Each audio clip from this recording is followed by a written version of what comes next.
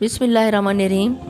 ناظرین السلام علیکم ورحمۃ اللہ وبرکاتہ۔ ناظرین، آج میں آپ کو نبی کریم صلی اللہ علیہ وسلم کے بچپن کا ایک دلچسپ واقعہ سناتی ہوں، یقیناً آپ کو بہت پسند آئے گا۔ ناظرین، جب نبی کریم صلی اللہ علیہ وسلم کی پیدائش ہوئی تو اس وقت عرب کا دستور تھا، جب ان کے ہاں کوئی بچہ ہوتا تو دیہات سے آنے والی دائیوں کے حوالے کر دیتے تھے تاکہ دیہات میں بچے کی نشو و نما بہتر ہو اور وہ خالص عربی زبان سیکھ سکے۔ دائیوں کا قافلہ مکہ میں داخل ہوا۔ انہوں نے ان گھروں کی تلاش شروع کی جہاں بچے پیدا ہوئے۔ اس طرح دائیاں جناب عبد المطلب کے گھر بھی آئیں۔ نبی کریم صلی اللہ علیہ وسلم کو دیکھا جب انہیں معلوم ہوا کہ یہ بچہ یتیم پیدا ہوا ہے، اس خیال سے چھوڑ کر آگے بڑھ گئیں کہ اس بچے کے گھرانے سے انہیں کیا ملے گا۔ اس طرح دائیاں آتی رہیں اور جاتی رہیں۔ کسی نے آپ صلی اللہ علیہ وسلم کو دودھ پلانا منظور نہ کیا کیونکہ یہ سعادت حضرت حلیمہ سعدیہ کے حصے میں آنا تھی۔ حضرت حلیمہ مکہ پہنچی تو انہیں معلوم ہوا کہ سب عورتوں کو کوئی نہ کوئی بچہ مل گیا ہے، اب صرف وہ بغیر بچے کے رہ گئی ہیں۔ اب کوئی بچہ باقی نہیں بچا۔ ہاں، ایک یتیم بچہ ضرور باقی ہے جسے دوسری عورتیں چھوڑ گئی ہیں۔ حلیمہ سعدیہ نے اپنے شوہر عبداللہ بن حارث سے کہا، خدا کی قسم مجھے بات بہت ناگوار گزر رہی ہے، میں بچے کے بغیر جاؤں؟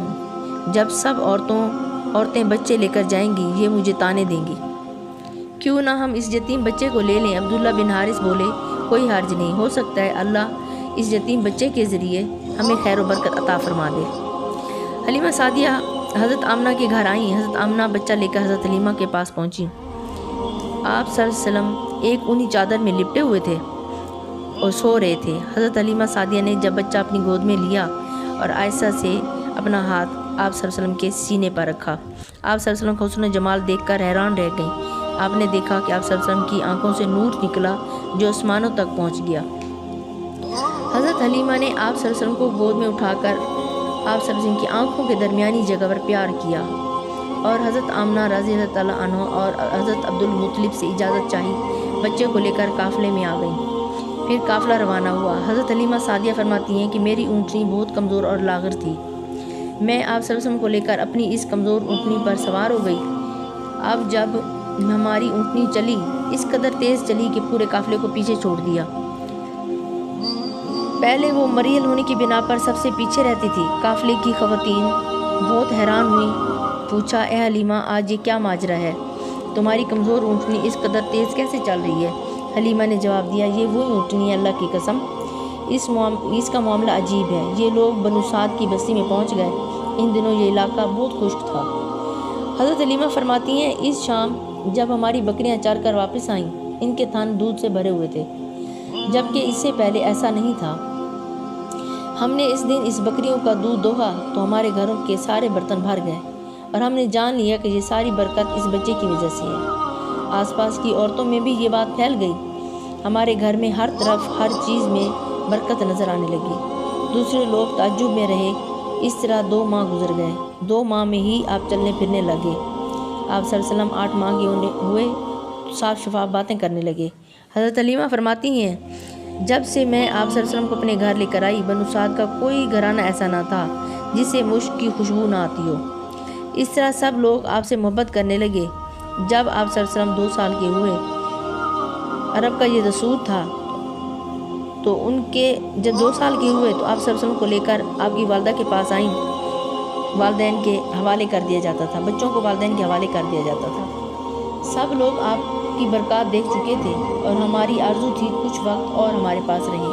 حضرت حلیمہ نے آپ صلی اللہ علیہ وسلم کی والدہ سے بات کی اور کہا، آپ ہمیں اجازت دیں بچے کو 1 سال اور ہم اپنے پاس رکھیں۔ حضرت آمنہ مان گئیں۔ آپ صلی اللہ علیہ وسلم کو پھر ہم اپنے گھر لے آئے۔ حضرت حلیمہ فرماتی ہیں، جب آپ صلی اللہ علیہ وسلم کچھ بڑے ہو گئے تو گھر سے باہر نکل کر بچوں کو کھیلتا دیکھتے تھے۔ آپ صلی اللہ علیہ وسلم ان کے نزدیک نہ جاتے۔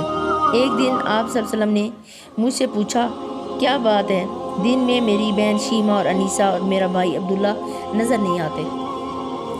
حضرت حلیمہ سعدیہ فرماتی ہیں، میں نے آپ صلی اللہ علیہ وسلم کو بتایا کہ وہ صبح بکریاں چرانے لے جاتی ہیں، شام کے بعد گھر آتے ہیں۔ آپ صلی اللہ علیہ وسلم نے فرمایا، تب مجھے بھی ان کے ساتھ بھیج دیا کریں۔ اس کے بعد آپ صلی اللہ علیہ وسلم اپنے بہن بھائی کے ساتھ بکریاں چرانے جانے لگے۔ آپ صلی اللہ علیہ وسلم خوش جاتے اور واپس آتے۔ ایسے میں ایک دن میرے بچے خوف زدہ ہو کر آئے اور گھبرا کر کہنے لگے، امی جان جلدی چلیے، بھائی محمد صلی اللہ علیہ وسلم ختم ہو جائیں گے۔ ये सुनकर हमारे होश उड़ गए। दौड़ कर वहाँ पहुँचे। हमने आप सल्लल्लाहु अलैहि वसल्लम को देखा। आप सल्लल्लाहु अलैहि वसल्लम खड़े हुए थे, रंग उड़ा हुआ था। ये इसलिए नहीं कि आप सल्लल्लाहु अलैहि वसल्लम का सीना चाक होने से कोई तकलीफ़ हुई थी, बल्कि इन फरिश्तों को देखकर आप सल्लल्लाहु अलैहि वसल्लम की हालत हुई। हज़रत हलीमा फरमाती हैं, हमने आप सल्लल्लाहु अलैहि वसल्लम से पूछा क्या हुआ था। आप सल्लल्लाहु अलैहि वसल्लम ने बताया, मेरे पास 2 आदमी आए, वो सफ़ेद कपड़े पहने हुए थे। वो दोनों जिब्रील और मिकाईल थे। इन दोनों में से एक ने कहा, क्या ये वही है? दूसरे ने कहा, हाँ ये वही है। फिर दोनों ने मेरे करीब आकर मुझे पकड़ा और मिटा दिया। इसके बाद उन्होंने मेरा पेट चाक किया, इसमें से कोई चीज़ तलाश करने लगे। आखिर में उन्होंने वो चीज़ ढूंढ ली और उन्हें वो चीज़ निकाल कर, मेरे पेट से चीज़ निकाल कर बाहर फेंक दिया। मैं नहीं जानता वो क्या चीज़ थी। हज़रत हलीमा सादिया फरमाती हैं, फिर हम आप सल्लल्लाहु अलैहि वसल्लम को घर ले आए। अब्दुल्ला बिन हारिस ने कहा, इस बच्चे को कहीं कोई नुकसान न पहुँचाए, इनके वारसों के हवाले कर आते हैं। मक्का की तरफ रवाना हुए। जब आप सल्लल्लाहु अलैहि वसल्लम को लेकर मक्का के बलाई इलाके में पहुँचे तो आप सल्लल्लाहु अलैहि वसल्लम अचानक गायब हो गए। जब मैं बहुत परेशान हो गई। हलीमा सादिया फरमाती हैं, मैं परेशानी की हालत में मक्का पहुँची। आप सल्लल्लाहु अलैहि वसल्लम के दादा के पास आई और कहा, मैं आप सल्लल्लाहु अलैहि वसल्लम को लेकर मक्का के बलाई इलाके से गुजर रही थी तो वो अचानक गुम हो गए। खुदा की कसम मैं नहीं जानती वो कहाँ गए। हज़रत अब्दुल मुत्तलिब ये सुनकर काबा के पास खड़े हो गए और आप सल्लल्लाहु अलैहि वसल्लम के मिल जाने की दुआ की। फिर आप सल्लल्लाहु अलैहि वसल्लम को तलाश करने के लिए रवाना हुए। इनके साथ वरक़ा बिन नौफल भी थे। तलाश करते करते एक दरख्त के नीचे इन्हें एक लड़का खड़ा नज़र आया। इस दरख्त की शाखें बहुत घनी थीं। हज़रत अब्दुल मुत्तलिब ने पूछा, लड़के तुम कौन हो? आप सल्लल्लाहु अलैहि वसल्लम इस कदर बड़े हो चुके थे तो हज़रत अब्दुल मुत्तलिब पहचान ना सके। आप सल्लल्लाहु अलैहि वसल्लम का कद तेज़ी से बढ़ रहा था। जब आप सल्लल्लाहु अलैहि वसल्लम ने फरमाया, मैं मोहम्मद बिन अब्दुल्ला बिन अब्दुल मुत्तलिब हूँ, ये सुनकर हज़रत अब्दुल मुत्तलिब बोले, मेरी जान आप सल्लल्लाहु अलैहि वसल्लम पर कुर्बान, मैं ही दादा अब्दुल मुत्तलिब हूँ मेरे। फिर उन्होंने उठाकर आप सल्लल्लाहु अलैहि वसल्लम को सीने से लगाया और रोने लगे।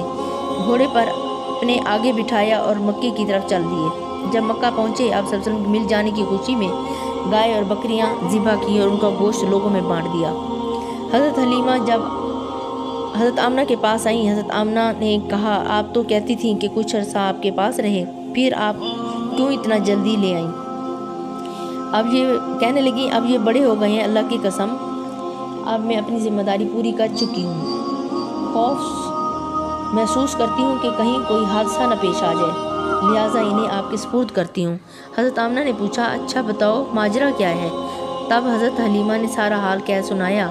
हज़रत हलीमा सुपुर्द करके अपनी बस्ती वापस चली गई। यकीनन आपको ये मेरी वीडियो बहुत पसंद आई होगी। जाते जाते मेरी आपसे रिक्वेस्ट है, मेरी हौसला अफजाई के लिए मेरी वीडियो को लाइक ज़रूर करें। अगर पहली बार आप अबाउट इस्लाम में आए हैं तो सब्सक्राइब और शेयर भी ज़रूर कीजिएगा ताकि और लोग भी इस वीडियो से लुत्फ़ अंदोज़ हों। शुक्रिया।